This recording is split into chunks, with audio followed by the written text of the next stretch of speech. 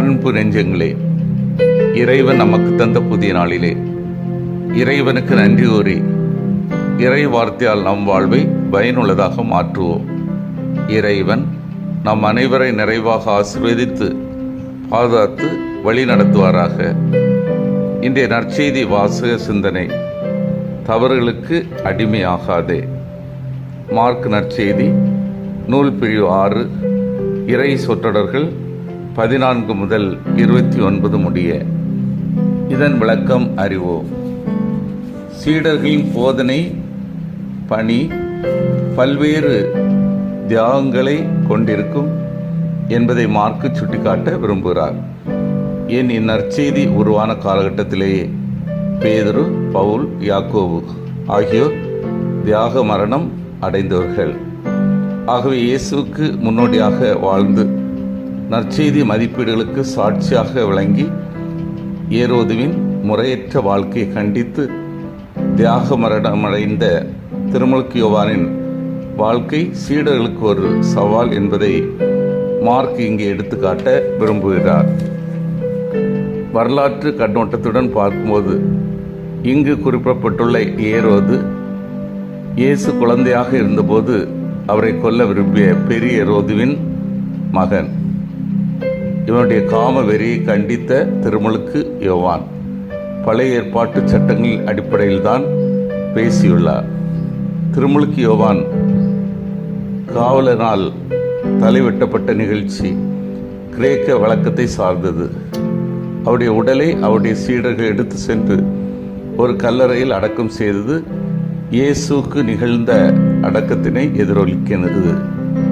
திருமுழுக்கு யோவான் தமது நற்செய்தி பணிக்காக தம்மை தியாக பலியாக அர்ப்பணித்த நிகழ்ச்சி. அன்பார்ந்தவர்களே, திருமுழுக்கு யோவான் கொல்லப்பட்ட நிகழ்வு நாம் எத்தகைய தவறுகளை செய்யக்கூடாது என்னும் பாடத்தை கற்றுத்தருகிறது. ஒன்று, அவசர வாக்குறுதி. நீ என்ன கேட்டாலும் தருவேன் என்று சிந்திக்காமல் வாக்குறுதி அளித்ததால் சிறுமி யோவானின் தலையை கேட்டபோது மனம் வருந்தினான் ஏரோது. ஆனாலும் வாக்குறுதி கொடுத்து விட்டதால் அந்த கொலை பாதகத்தை செய்ய வேண்டி வந்தது. எனவே நமது சொற்களில் வாக்குறுதிகளில் நிதானமும் சிந்தனையும் தேவை. இரண்டாவது, கொலையில் முடியும் காழ்ப்புணர்வு. ஏரோதியாவின் மனதில் இருந்து காழ்ப்புணர்வு வாய்ப்புக்காக காத்திருந்தது. வாய்ப்பு கிடைத்தபோது பயன்படுத்தி கொண்டது. நமது உள்ளத்தில் சின்னம், காழ்ப்புணர்வு, வெறுப்பு போன்றவற்றை நெடுநாள் வைத்திராமல் பொழுது சாய்வதற்குள் தணித்துக் கொள்வோம். மூன்றாவது, தவறானவரிடம் ஆலோசனை. ஏரோதியாவின் மகள் செய்த தவறு. நான் என்ன கேட்கலாம் என தன் தாயிடம் கேட்டதுதான். தவறான மனிதர்களின் ஆலோசனை நம்மை பாவங்களின் பங்காளியாக்கி விடுகிறது. அன்பார்ந்தவர்களே, ஏரோது அரசனின் வார்த்தையினால் திருமுழுக்கு யோவானின் வாழ்வு அளிக்கப்படுகிறது. நமது வார்த்தை பிறருக்கு வாழ்வு கொடுக்கிறதா அல்லது அழிவை வழங்குகிறதா? இயேசுவின் போதனை மக்கள் மத்தியில் தாக்கத்தை ஏற்படுத்தியிருக்கிறது.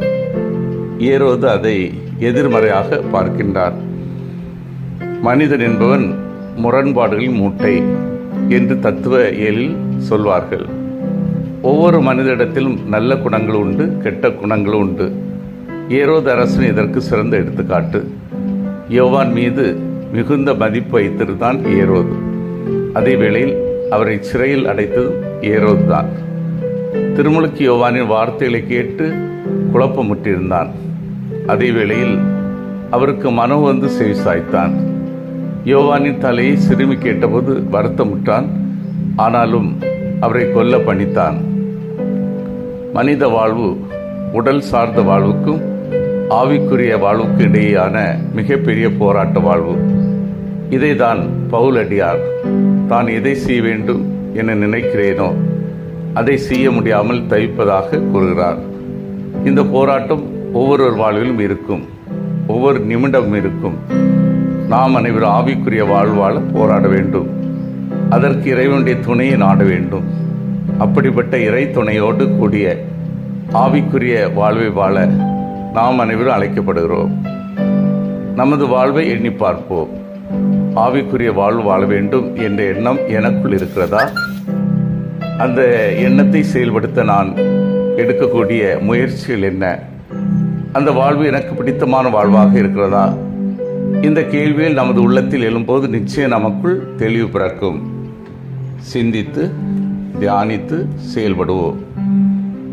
நான் தவறான முடிவுகளை மேற்கொள்கின்றேனா? நான் தவறான வாக்குறுதிகளை செய்ய முன் வருகின்றேனா? பிறர் மத்தியில் தவறான ஆலோசனை வழங்குகின்றேனா? மன்றாடுவோமாக. வல்லமை மிக்க இறைவா, நாங்கள் அனைவரும் தவறான முடிவுகளை மேற்கொள்ளாமல், தவறான வாக்குறுதிகளை வழங்காமல், பிறர் மத்தியில் தவறான ஆலோசனை கூறாமல் நல்ல வழியில் வாழ வரம் தாரும். ஆமீன்.